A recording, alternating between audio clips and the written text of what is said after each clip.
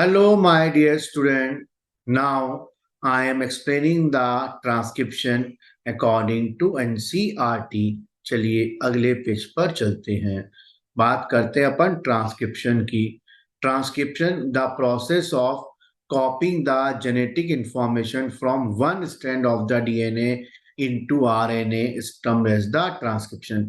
बोलते हैं कि ट्रांसक्रिप्शन क्या है? डीएनए के किसी एक स्ट्रैंड की कॉपी बनाना आरएनए के फॉर्म में ट्रांसक्रिप्शन कहलाता है, जबकि कॉपी नहीं कॉम्प्लीमेंट्री कॉपी होगा, है ना। Here also the principle of complementary govern the process of transcription.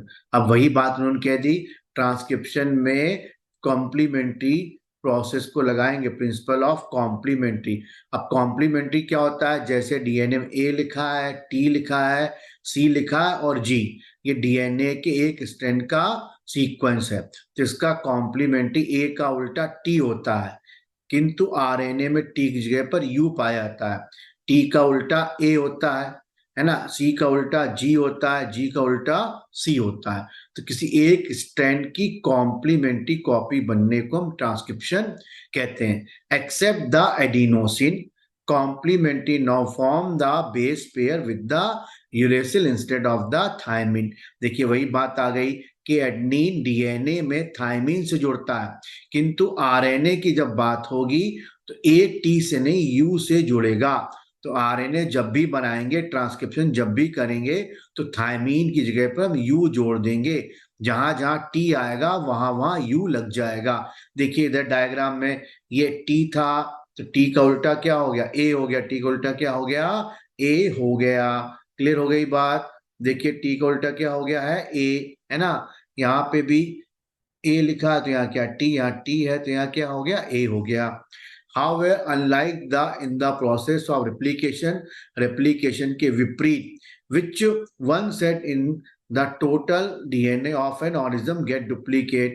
ये बोल रहे हैं रेप्लीकेशन में पूरा का पूरा डीएनए डुप्लीकेट होता है, जबकि ट्रांसक्रिप्शन में डीएनए का केवल एक सेगमेंट, ओनली एक सेगमेंट ट्रांसक्राइब होता है। Only one of the strand is copy into the RNA. मतलब डीएनए के किसी एक स्ट्रैंड का एक सेगमेंट ही ट्रांसक्रिप्शन करता है। देखिए इधर जैसे डीएनए पहला स्ट्रैंड ये हो गया, दूसरा स्ट्रैंड ये हो गया, तो इन दोनों स्ट्रैंड में कोई एक स्ट्रैंड, ये कोई एक स्ट्रैंड ले लिया, इसका एक सेगमेंट ही आरएनए बनाएगा। जैसे इस डायग्राम में दिख रहा है ना, इस स्ट्रैंड का ये वाला सेगमेंट ही आरएनए बना रहा है। तो वन स्ट्रैंड डीएनए का और उसका एक सेगमेंट ही क्या बनाएगा? RNA. Only A segment of the DNA of the only one strand is copied into the RNA. This is necessarily defined to the boundary that would have the demarcate the region and strand of the DNA। इसलिए ये आवश्यक हो जाता है कि DNA का कौन सा स्ट्रैंड और स्ट्रैंड का कौन सा सेगमेंट ट्रांसक्रिप्शन में इन्वॉल्व होगा, कि कौन सा स्ट्रैंड नंबर 2 होगा या स्ट्रैंड नंबर फर्स्ट। ये बताना बहुत जरूरी हो जाता है कि कौन सा स्ट्रैंड और स्ट्रैंड का कौन सा सेगमेंट ट्रांसक्रिप्शन में इन्वॉल्व होगा। चलिए आगे चलते हैं नेक्स्ट पेज पर, है ना। अब ये बोल रहे हैं why both the strand are not copy during the transcription has the simple answer. ये बोले दोनों स्ट्रैंड क्यों नहीं कॉपी होते, उसकी बड़ी सिंपल आंसर है कि अगर as a template they would code the for RNA molecule with different sequence। अगर मैं दोनों स्ट्रैंड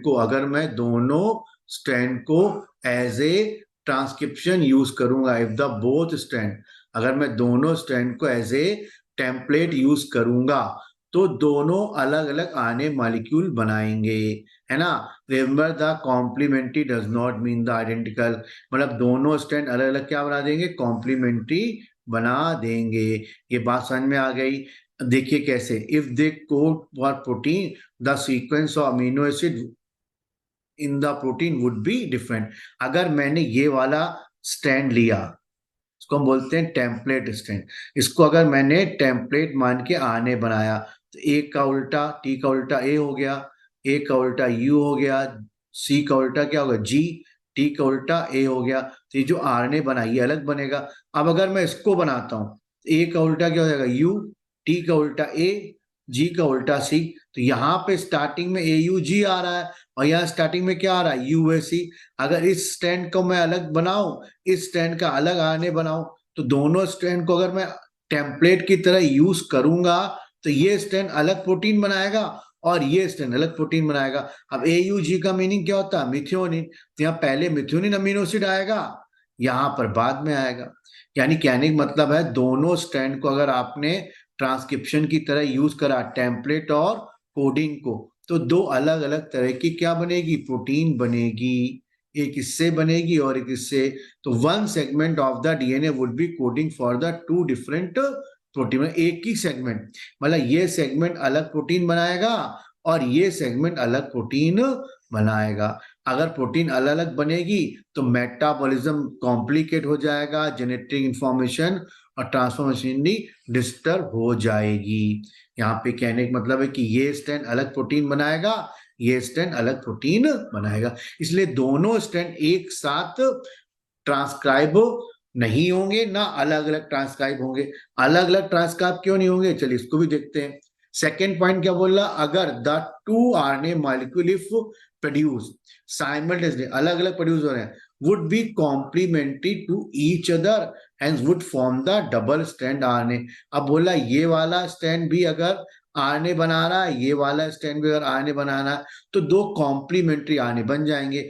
यानी ए टी से जुड़ेगा, ए का उल्टा यहाँ पे क्या हो गया टी, तो यहाँ पे यू आ गया, टी का उल्टा ए, जी का उल्टा सी, ए का उल्टा यू, टी का उल्टा ए, सी का उल्टा जी। अब यू ए से जुड़ जाएगा है ना, फिर ये यू ए से जुड़ जाएगा, तो दो कॉम्प्लीमेंट्री आने बन जाएंगे है ना। जब ये कॉम्प्लीमेंट्री आने बन जाएंगे तो डबल स्टैंड आने हो जाएगा। जब डबल स्टैंड आने हो जाएगा तो ये आरएनए जो है आपस में, ये आरएनए जो है आपस में डबल स्टैंड हो जाएंगे, तो राइबोसोम जुड़ नहीं पाएगा, क्योंकि राइबोसोम तभी जुड़ता है जब सिंगल स्टैंड होता है। इस डायग्राम में देखिए, जब राइबोसोम तभी जुड़ेगा जब सिंगल स्टैंड आरएनए होगा। तो अगर द डबल स्टैंड आरएनए बन गया, क्योंकि दोनों स्टैंड कॉम्प्लीमेंट्री हुए, तो डबल स्टैंड आरएनए बन जाएगा।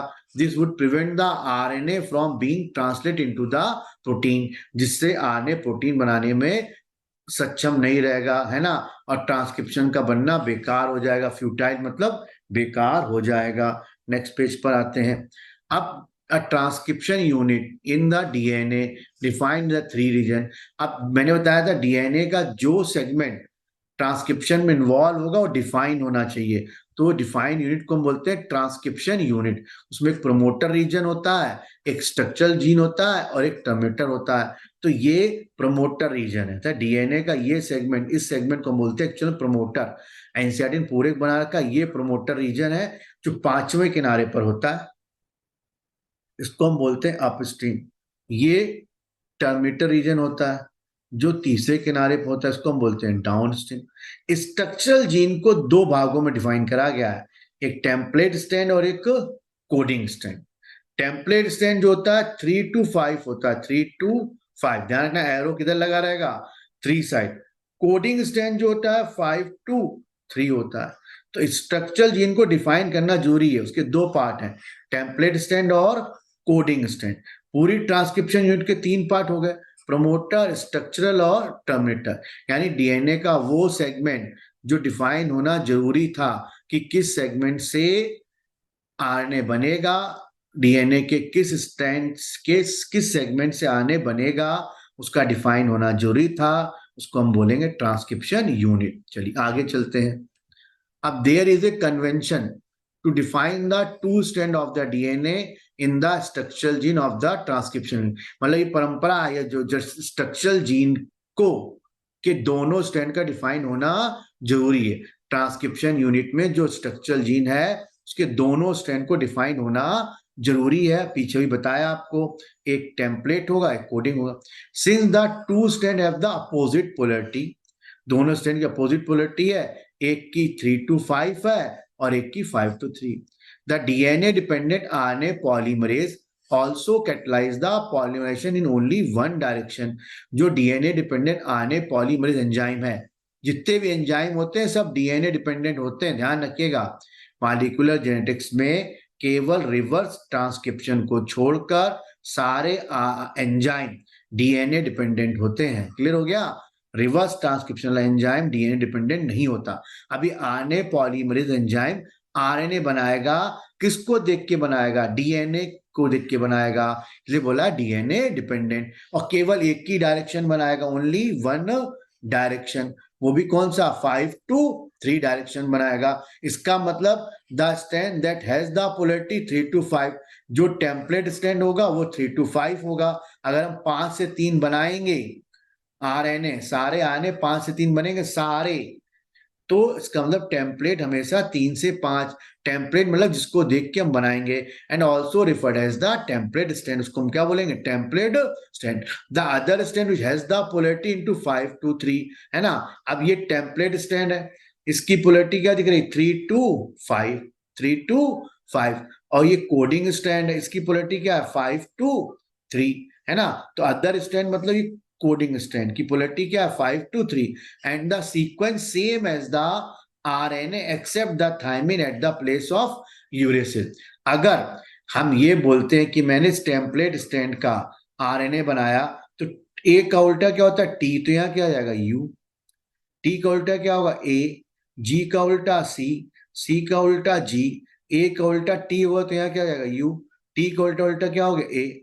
अब इस सीक्वेंस को आप इससे मिलाइए। अब यहाँ पे अगर आप टी लिख दें, यू की जगह पे आप क्या लिख दें? टी, तो यही बन जाएगा। देखिए, यू जगह पे टी लिख दिया, ए से मिल रहा है, यहाँ पे जी था तो यहाँ पे क्या आ गया? सी आ गया, ये सी आ गया, है ना।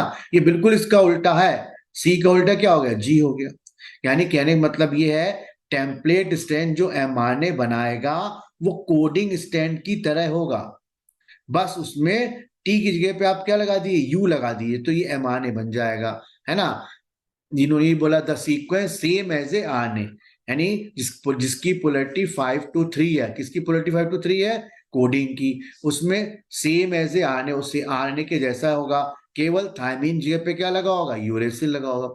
Is displace during the transcription, है ना। इसे दिस स्टैंड, दिस मतलब coding strand which does not code for anything referred to as the coding strand. Coding strand कुछ कोड नहीं करता, मतलब कोई इंफॉर्मेशन नहीं होती, बट ये हमको बताता है कि कौन सा स्टैंड, कोडिंग स्टैंड को ये बताता है कि कहां से ट्रांसक्रिप्शन स्टार्ट होगा और कहां से स्टॉप होगा।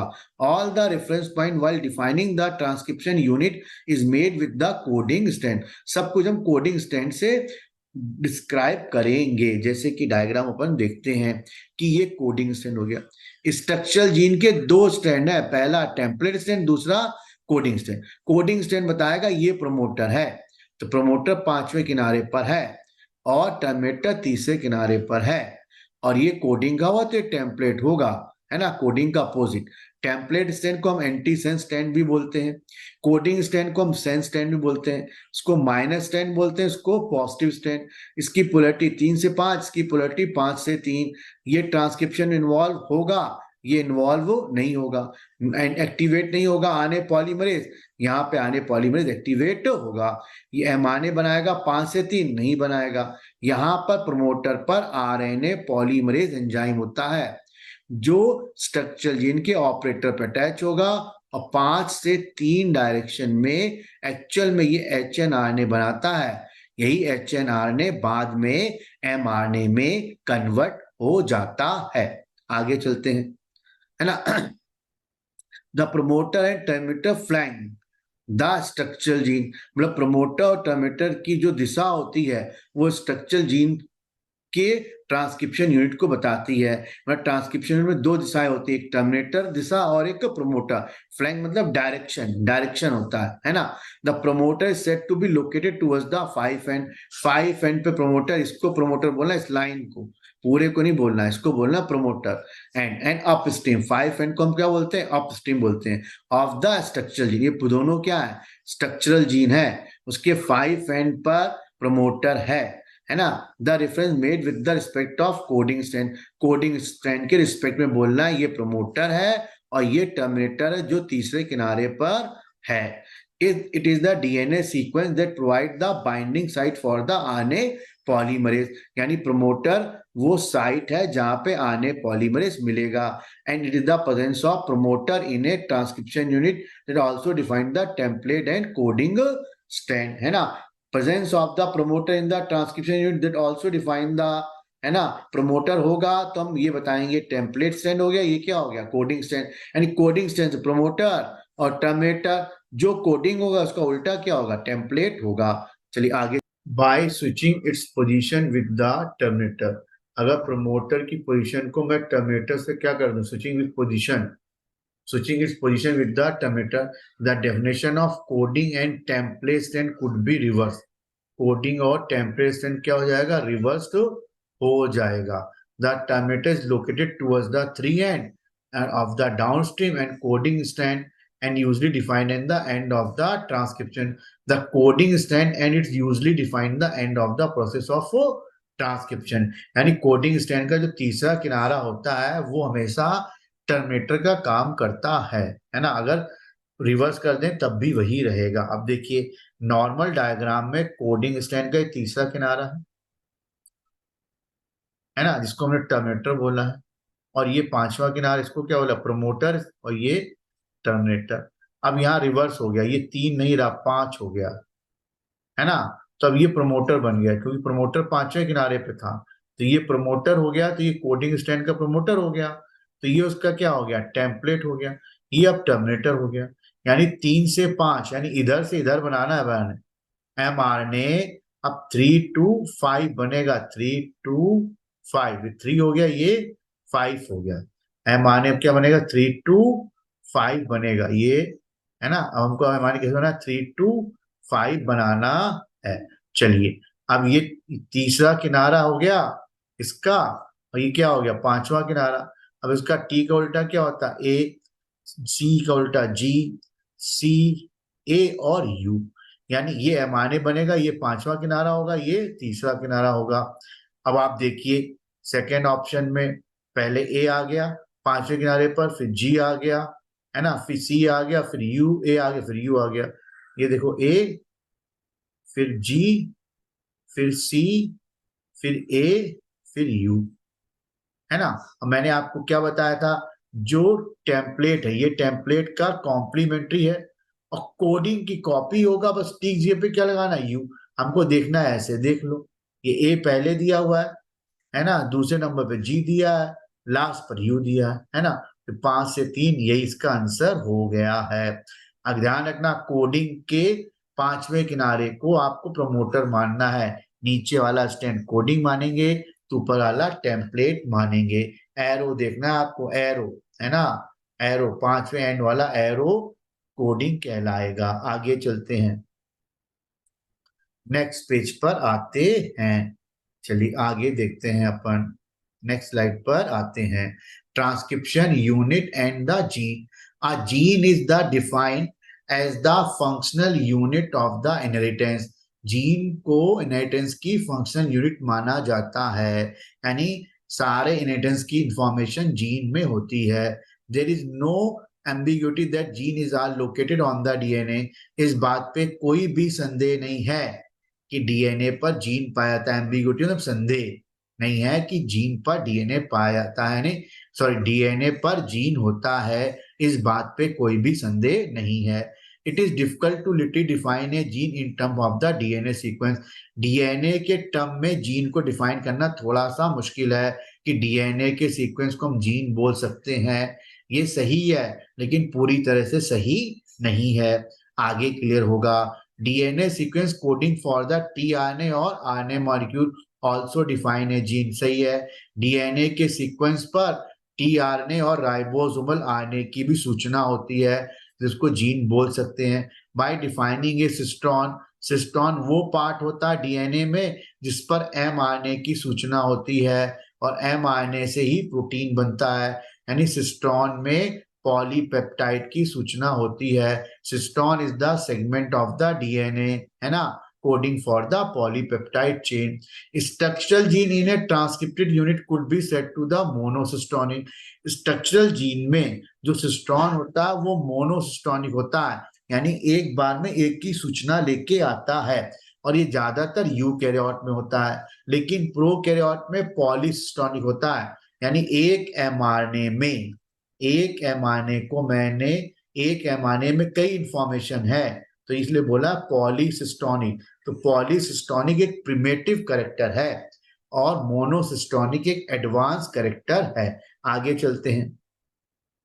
In eukaryotes monocistronic structural gene have the interrupted coding sequence. इसमें क्या होता है, कोडिंग सीक्वेंस जो होते हैं इसके इंटरप्टेड होते हैं। The gene of the eukaryotic are split, टूटा हुआ होता है, इंफॉर्मेशन टुकड़ों में होती है।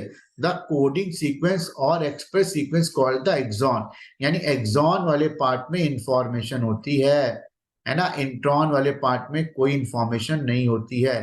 तो ये एक्सॉन और इंट्रॉन के फॉर्म में जो इंफॉर्मेशन है, इंट्रॉन में कोई इंफॉर्मेशन नहीं है, एक्सॉन में इंफॉर्मेशन है, इसलिए इंफॉर्मेशन टुकड़ों में हो गई।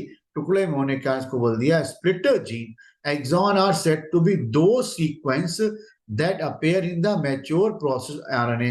Exon आपको mature mRNA में मिलेगा, है ना। Exon are interrupted by intron.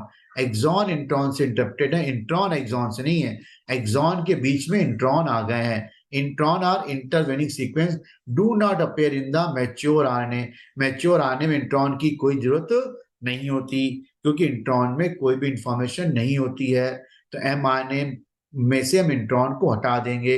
The split gene arrangement further complicate the definition of the gene in term of the DNA segment. इसीलिए डीएनए सेगमेंट को हम जीन नहीं बोल रहे थे, क्योंकि जीन का मतलब कंप्लीट इंफॉर्मेशन होता है। और स्प्लिट जीन अगर आ गया यूकैरियोट में, स्प्लिट जीन होता है, इसको हम एचएनआरएनए भी बोलते हैं। एचएनआरएनए में इंफॉर्मेशन टुकड़ों में है, एक्सॉन और इंट्रॉन में। तो इसलिए हमने डीएनए को सेगमेंट को जीन नहीं बोला, क्योंकि स्प्लिट जीन हो जाएगा, फिर वो प्रॉपर जीन नहीं कहलाएगा। अब होता क्या है, यूकैरियोट में जो एचएनआरएनए बनता है उसको प्राइमरी ट्रांसक्रिप्ट बोलते हैं। इससे इंट्रॉन को हटा देते हैं एसएनआरएनए के हेल्प से।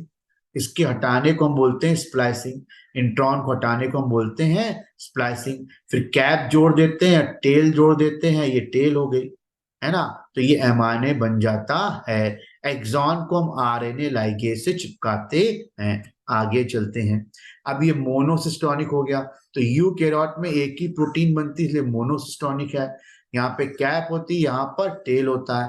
प्रोकैरियोट में एक साथ कई प्रोटीन बनती है, यानी एक साथ कई सिस्टोन होते हैं, तो ये पॉलीसिस्टोनिक हो गया। एक साथ 3 सिस्टोन दिख रहे हैं। प्रोकैरियोट का एमआरएनए पॉलीसिस्टोनिक है, यूकैरियोट का एमआरएनए मोनोसिस्टोनिक होता है ना। फॉर्म इनसाइड द साइटोप्लाज्म, क्योंकि प्रोकैरियोट में न्यूक्लियस नहीं होता है, इसलिए साइटोप्लाज्म बनेगा। यूकैरियोट में न्यूक्लियस होता है तो न्यूक्लियोप्लाज्म बनेगा।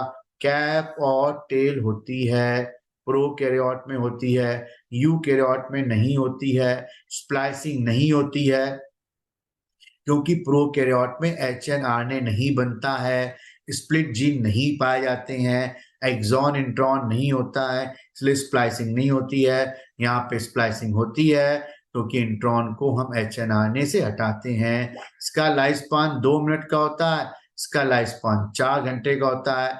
आरएनए, एक ही आरएनए एंजाइम सारे आरएनए बनाएगा, यानी राइबोसोमल, मैसेंजर और टीआरएनए सब एक ही आरएनए एंजाइम बनाएगा प्रोकैरियोट में। यूकैरियोट में अलग है, एमआरएनए आरएनए पॉलीमरेज सेकेंड बनाएगा, राइबोसोमल आरएनए पॉलीमरेज फर्स्ट बनाएगा, है ना।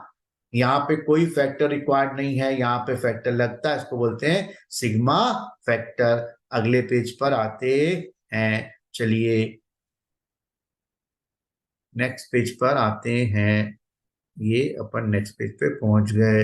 अब आगे क्या बोलती है NCERT, inheritance of the character, सारी लाइन एनसीईआरटी की है। Inheritance of the character is also affected by promoter and regulator gene. Inheritance मतलब एमआरएनए सिस्टोन में जो सूचना है एमआरएनए के रूप में बाहर आती है, वो प्रमोटर और रेगुलेटर से और अफेक्टेड होती है। स्ट्रक्चरल जीन की जो इंफॉर्मेशन है ये स्ट्रक्चरल जीन हो गया, है ना। इससे एमआरएनए बना, इसका एमआरएनए बनना यानी ट्रांसक्रिप्शन होना रेगुलेटर जीन और प्रमोटर से इन्फ्लुएंस होता है। ये प्रमोटर हो गया और ये ऑपरेटर हो गया। रेगुलेटर जीन से जो प्रेशर प्रोटीन बनेगी वो ऑपरेटर से जुड़ के सिस्टम को स्टार्ट करती है। इसलिए कई बार रेगुलेटरी सीक्वेंस को हम रेगुलेटर जीन भी कहते हैं, जबकि ये किसी प्रोटीन को कोड नहीं करता है, बट बोलते इसको रेगुलेटर जीन है। ये ट्रांसक्रिप्शन को स्टार्ट और ऑफ करता है। आगे चलते हैं, नेक्स्ट पेज पर आते हैं। चलिए आरएनए प्रोटीन, नेक्स्ट पेज पर अपन आते हैं।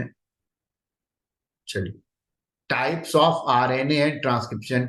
बैक्टीरिया में 3 मेजर टाइप के आरएनए होते हैं, मैसेंजर आरएनए, ट्रांसफर आरएनए और ribosomal RNA. All 3 RNA are needed to synthesize protein in a cell. इन तीनों आरएनए के बिना प्रोटीन नहीं बन सकती सेल में, इसलिए तीनों आरएनए का होना जरूरी है। MRNA provide the template. MRNA वो टेम्पलेट देता है जिसको टीआरएनए पढ़ता है। जेनेटिक कोड एमआरएनए पर पाए जाते हैं, जेनेटिक कोड एमआरएनए पे पाए जाते हैं, उसी को बोला है टेम्पलेट, है ना। इसको रीड कौन करता है? टीआरएनए उसको रीड करता है ना, जिससे अमीनो एसिड उस क्रम में जुड़ जाते हैं। RNA play the structural and catalytic role in during the translation. RNA क्या करता है? प्रोटीन बनाता है, जेनेटिक कोड को रीड करके प्रोटीन बनाने में हेल्प करता है, यानी पॉलीपेप्टाइड बॉन्ड बनाएगा, एंजाइम की तरह काम करेगा, कैटालिटिक की तरह काम करेगा। There is a single DNA dependent RNA polymerase. ये पहले बता चुके हैं, एक ही आरएनए पॉलीमरेज है जो डीएनए को देखकर सारे ट्रांसक्रिप्शन करेगा और ऑल टाइप के आरएनए बैक्टीरिया में बनाएगा। यानी बैक्टीरिया में सारे आरएनए एक ही एंजाइम बनाता, RNA polymerase. RNA polymerase promoter से बाइंड होके ट्रांसक्रिप्शन को इनिशिएट करता है और वो न्यूक्लियोसाइड ट्राइफॉस्फेट को एज ए सबस्ट्रेट की तरह यूज करता है। न्यूक्लियोसाइड ट्राइफॉस्फेट को एज ए सबस्ट्रेट की तरह यूज करता है। भाई जैसे ये ए हो गया, एट हो गया, टी हो गया, सी हो गया, अब इसका कॉम्प्लीमेंट्री बनेगा यू ए जी। ये सब न्यूक्लियोटाइड्स हैं। इन न्यूक्लियोटाइड के यूज को हम बोलते हैं न्यूक्लियोसाइड ट्राइफॉस्फेट, है ना। And polymerase in A template dependent fashion. ये डीएनए को देखकर कॉम्प्लीमेंट्री रूल को फॉलो करके एमआरएनए को बनाता है। कौन? आरएनए पॉलीमरेज, है ना। ऑल्सो फिर opening the helix continuous elongation, और आरएनए पॉलीमरेज हेलिक्स को खोल के एमआरएनए लंबाई में बनाता है ना। Only short stretch of the RNA remain bound to the enzyme. केवल आरएनए का छोटा टुकड़ा एंजाइम से, आरएनए पॉलीमरेज एंजाइम से जुड़ता है और इलॉन्गेशन स्टार्ट कर देता है। एक बार पॉलीमरेज एंजाइम टर्मिनेटर रीजन में पहुंच जाता है तो ट्रांसक्रिप्शन रुक जाता है और बना हुआ एमआरएनए, नया बना हुआ नेसेंट एमआरएनए गिर जाता है और आरएनए पॉलीमरेज भी आगे गिर जाता है। इस प्रोसेस को हम टर्मिनेशन बोलते हैं, यानी एमआरएनए का बन जाना टर्मिनेशन कहलाता है। ट्रांसक्रिप्शन का टर्मिनेशन, इसको आगे भी देखते हैं। देखिए इधर, ये डीएनए हेलिक्स हो गया। इनिशिएशन में क्या होता है? आरएनए पॉलीमरेज सिग्मा फैक्टर से जुड़कर ट्रांसक्रिप्शन को स्टार्ट करता है और जुड़ता कहां पर? ये प्रमोटर ऑपरेटर साइट पे। आरएनए पॉलीमरेज प्रमोटर साइट पे मिलता है, सिग्मा फैक्टर के साथ जुड़कर ऑपरेटर पर अटैच होके इनिशिएशन करता है, यानी ट्रांसक्रिप्शन को स्टार्ट करता है। अगर सिग्मा फैक्टर नहीं होगा तो ट्रांसक्रिप्शन रैंडम होगा, यानी डीएनए के किसी भी सीक्वेंस से अटैच होकर ट्रांसक्रिप्शन चालू कर देगा। तो निश्चित सीक्वेंस से, निश्चित जगह से ट्रांसक्रिप्शन स्टार्ट करने के लिए हमको सिग्मा फैक्टर की जरूरत पड़ती है। जब एक बार स्टार्ट हो जाता है सिग्मा फैक्टर हट जाता है। देखिए इनिशिएशन के बाद क्या आ रहा है? इलॉन्गेशन, तो सिग्मा फैक्टर हट गया। अब ये छोटा टुकड़ा, बड़ा था स्मॉल स्ट्रेच, किससे अटैच है? RNA polymerase enzyme. कौन सा? आरएनए पॉलीमरेज से ये टुकड़ा अटैच है और आरएनए पॉलीमरेज का एक ही काम है, इलॉन्गेशन के लिए फिक्स है। आरएनए पॉलीमरेज सिर्फ इलॉन्गेशन करता है, किसका? एमआरएनए को बनाता रहेगा यहां से वहां तक। स्टार्ट कौन करेगा? Sigma factor. फिर हम कहां पहुंचेंगे? टर्मिनेशन वाले पॉइंट पर। वहां कौन आएगा, rho factor. Rho factor RNA polymerase के साथ मिलकर ट्रांसक्रिप्शन को रोक देता है और ये एमआरएनए नीचे गिर जाता है। तो पहला स्टेप क्या हुआ, इनिशिएशन, दूसरा इलॉन्गेशन, तीसरा टर्मिनेशन हुआ। स्टार्ट किसने करा, सिग्मा ने, स्टॉप किसने करा, रो फैक्टर। ये सिग्मा फैक्टर हो गया, ये रो फैक्टर हो गया। ये स्टार्ट करेगा, ये स्टॉप करेगा। आगे चलते हैं, है ना। अब ये बोल रहा है the interesting question that how the RNA polymerase able to catalyze the all three step. कौन कौन से स्टेप, इनिशिएशन, इलॉन्गेशन और टर्मिनेशन। एक ही आरएनए पॉलीमरेज कैसे करता है, RNA polymerase is only capable of catalyzing the elongation. पीछे बताया था आरएनए पॉलीमरेज केवल इलॉन्गेशन के लिए स्पेशलाइज्ड है ना। इस इनिशिएटर फैक्टर कौन है, सिग्मा फैक्टर, और टर्मिनेशन फैक्टर कौन है, रो फैक्टर। तो सिग्मा फैक्टर इनिशिएट करता है और रो फैक्टर टर्मिनेट करता है ट्रांसक्रिप्शन को, है ना। अगर ये फैक्टर अल्टर हो जाए, चेंज हो जाए, तो आरएनए पॉलीमरेज का इनिशिएशन और टर्मिनेशन भी क्या हो जाएगा, उसी रिस्पेक्ट में चेंज हो जाएगा। आगे चलते हैं। इन bacteria mRNA does not require any processing active, है ना, and also transcription take place in the same compartment। Bacteria में क्या होता है, कोई प्रोसेसिंग की जरूरत नहीं होती है। देखिए डायग्राम में, ये साइटोप्लाज्म है, ये बैक्टीरिया की सेल है। साइटोप्लाज्म में डीएनए मिलेगा। अब इस डीएनए से हम क्या बनाएंगे, एमआरएनए। क्या बनाएंगे, एमआरएनए। तो साइटोप्लाज्म में बनेगा, यहाँ पे कोई स्प्लाइसिंग नहीं होगी क्योंकि बैक्टीरिया में कोई भी एक्सॉन इंट्रॉन नहीं होता है। इसलिए ट्रांसक्रिप्शन और ट्रांसलेशन दोनों एक ही कंपार्टमेंट में हो रहे हैं, साइटोप्लाज्म में। There is no separation of cytosol and nucleus, है ना। मेनी टाइम्स क्या होता है, translation can begin much before the mRNA is fully transcribe. यानी एमआरएनए के पूरा बनने से पहले ही ट्रांसलेशन स्टार्ट हो जाता है। कई बार ऐसा ही होता है। इसका मतलब ट्रांसक्रिप्शन और translation can be coupled in bacteria. देखिए इधर एमआरएनए पूरा बना भी नहीं और प्रोटीन सिंथेसिस चालू हो गई, यानी ट्रांसलेशन और ट्रांसक्रिप्शन दोनों एक साथ चल रहे हैं। तभी बोला can be coupled, can be coupled. आई बात समझ में। आगे चलते हैं। अब यूकैरियोट में कुछ कॉम्प्लेक्सिटी होती है, दो क्या होती है। पहली complexity, there are at least 3 RNA polymerase. Eukaryote में 3 तरह के आरएनए पॉलीमरेज होते हैं न्यूक्लियस के अंदर, क्योंकि यूकैरियोट में न्यूक्लियस होता है। इसके अलावा ये ऑर्गेनेल्स में पाए जाते हैं, जैसे माइटोकॉन्ड्रिया और chloroplast. There is a clear cut division of the labour. ये बता रहे 3 आरएनए का होना, लेबर डिवीजन बता रहे हैं। लेबर डिवीजन मतलब सबके काम बांट दिए गए। आरएनए पॉलीमरेज राइबोसोमल आरएनए बनाएगा। क्या बनाएगा, राइबोसोमल आरएनए, वो भी ये वाले। आरएनए पॉलीमरेज थर्ड 3 तरह के आरएनए बना रहा है। एक तो टी आरएनए बनाएगा, एक 5S आरएनए बनाएगा और स्मॉल न्यूक्लियर आरएनए बनाएगा। जबकि आरएनए पॉलीमरेज सेकेंड 2 तरह के आरएनए बनाएगा, मैसेंजर आरएनए बनाएगा और एचएनआरएनए भी बनाएगा, है ना। तो तीनों के लिए अलग अलग हैं। यूकैरियोट में, प्रोकैरियोट में एक ही एंजाइम आरएनए पॉलीमरेज तीनों आरएनए राइबोसोमल, मैसेंजर और ट्रांसक्रिप्शन टीआरएनए बनाएगा। प्रोकैरियोट में एक ही एंजाइम इन तीनों को बनाएगा, जबकि यूकैरियोट में अलग अलग है। सेकेंड कॉम्प्लेक्सिटी क्या है, primary transcript contain both exon and intron, non functional here. जब ट्रांसक्रिप्शन होता है तो एचएनआरएनए बनता है, उसमें एक्सॉन और इंट्रॉन होता है, जो नॉन फंक्शनल एमआरएनए बोलते हैं इसको, है ना। Subjected to process called the splicing. अब इस एचएनआरएनए की एक्सॉन इंट्रॉन वाले आरएनए को एचएनआरएनए बोलते हैं। उसमें स्प्लाइसिंग होती है। स्प्लाइसिंग में हम इंट्रॉन को रिमूव कर देते हैं और एक्सॉन को जोड़ देते हैं एक डिफाइंड ऑर्डर में। एचएनआरएनए में बोला exon intron hnRNA undergo the additional processing, है ना। इसमें प्रोसेसिंग पहले कैपिंग होगी, फिर स्प्लाइसिंग होगी, फिर टेलिंग होगी। कैपिंग में unusual nucleotide methyl guanosine phosphate 5वें किनारे पर लगेगा। उसके बाद इंट्रॉन रिमूव होगा, फिर टेलिंग होगी। टेलिंग में 200 से 300 न्यूक्लियोटाइड का, एडेनिन न्यूक्लियोटाइड्स का, किसका, एडेनिन न्यूक्लियोटाइड का सीक्वेंस अटैच होगा। ये बिना टेम्पलेट मैनर के बनता है, मतलब इसको बनाने के लिए कोई टेम्पलेट की जरूरत नहीं पड़ती है। और फुली ट्रांसक्राइब्ड प्रोसेस एमआरएनए को हम एचएनआरएनए को हम एमआरएनए कहेंगे, और ये ट्रांसपोर्ट होके न्यूक्लियस में जाएगा और ट्रांसलेशन करेगा।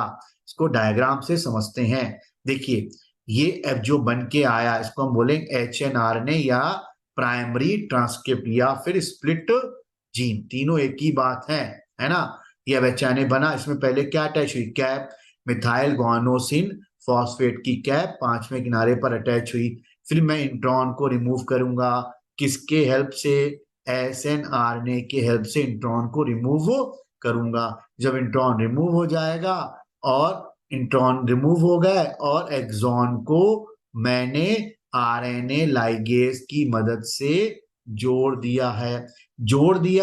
तो ये प्रोसेस क्या कहलाएगा, स्प्लाइसिंग। देखिए ये इंट्रॉन हट गए और एक्सॉन सारे जुड़ते जा रहे हैं, तो ये mRNA बनेगा। जैसे ही एक्सॉन जुड़ेगा लास्ट में टेल आ गई 200 से 300 न्यूक्लियोटाइड्स की, है ना। अब ये साइटोप्लाज्म में जाएगा, ये mRNA हो गया। यानी HNRNA में पहले कैपिंग हुई, फिर स्प्लाइसिंग हुई, फिर टेलिंग हुई, फिर वो बाहर आ गया। आगे देखते हैं, न्यूक्लियस के अंदर DNA है, ट्रांसक्रिप्शन हुआ तो ये HNRNA बन गया। क्या बन गया, HNRNA। अब इसकी स्प्लाइसिंग हुई, इसमें इंट्रॉन को हटा दिया, एक्सॉन को जोड़ दिया। अब ये प्रोसेस mRNA बन गया, लास्ट में एडेनिन की टेल जोड़ दी। अब ये बाहर आ गया, न्यूक्लियस से कहाँ आ गया बाहर, साइटोप्लाज्म में। जब ये साइटोप्लाज्म में आता है तो इसको इनफॉर्मोसोम भी कहते हैं। अब ये mRNA जुड़ के राइबोसोम से क्या करेगा, ट्रांसलेशन और अमीनो एसिड की चेन बनाएगा, इसको प्रोटीन कहेंगे। आगे चलते हैं, है ना। सिग्निफिकेंस ऑफ सच कॉम्प्लेक्सिटी, जो ये कॉम्प्लेक्सिटी है इसकी, अब इसको समझ में आना स्टार्ट हो गया। स्प्लिट जीन का जो अरेंजमेंट है ये प्राचीन अरेंजमेंट है ना। जो जीनोम का प्राचीन फीचर, प्रिमिटिव फीचर है ना। इंट्रॉन का होना एक आर्कीबैक्टीरिया की एक पुरानी परंपरा है, एंटीक्विटी है। And the process of splicing with the dominance of RNA word, intron को निकालना, है ना, और एक्सॉन को जोड़ना, ये बताता है कि आर्कीबैक्टीरिया में जो RNA था वो एंजाइम ऐसा काम करता था और उस समय RNA ही डोमिनेंट था, इसलिए RNA वर्ड बोलते हैं कि पहला जेनेटिक मटेरियल RNA था जो जेनेटिक मटेरियल और कैटालिटिक फंक्शन दोनों करता था। रिसेंट टाइम में understanding of the RNA and RNA dependent process in the liver has assumed more importance. RNA dependent, RNA reverse transcriptase enzyme जो HIV वायरस में पाया जाता है, ये एंजाइम RNA डिपेंडेंट है। बाकी सारे एंजाइम DNA डिपेंडेंट हैं। RNA डिपेंडेंट RNA पॉलीमरेज बोलते हैं रिवर्स ट्रांसक्रिप्शन को, ये RNA से DNA बनाता है। स्प्लिट जीन आपको बता दिया है, इंट्रॉन और एक्सॉन, ये इंट्रॉन है और ये एक्सॉन के सीक्वेंस को बोलते हैं स्प्लिट जीन। ये कहाँ मिलेगा हमको, यूकैरियोट्स में, है ना। स्प्लिट जीन ही प्रूव कर रहा है कि आर्कीबैक्टीरिया का RNA, आर्कीबैक्टीरिया में इंट्रॉन पाना ही RNA को डोमिनेंट बताता है।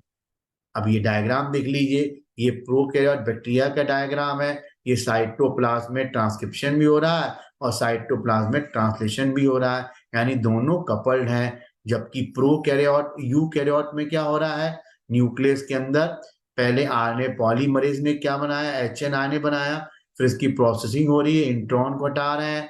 प्री mRNA मतलब HNRNA, ये इंट्रॉन को हटा रहे हैं, फिर कैपिंग हो रही है, फिर टेलिंग हो रही है, फिर ये कहाँ आ गया, साइटोप्लाज्म में आ गया, जहां पे पॉलीपेप्टाइड चेन बन रही है। आपको वीडियो कैसा लगा?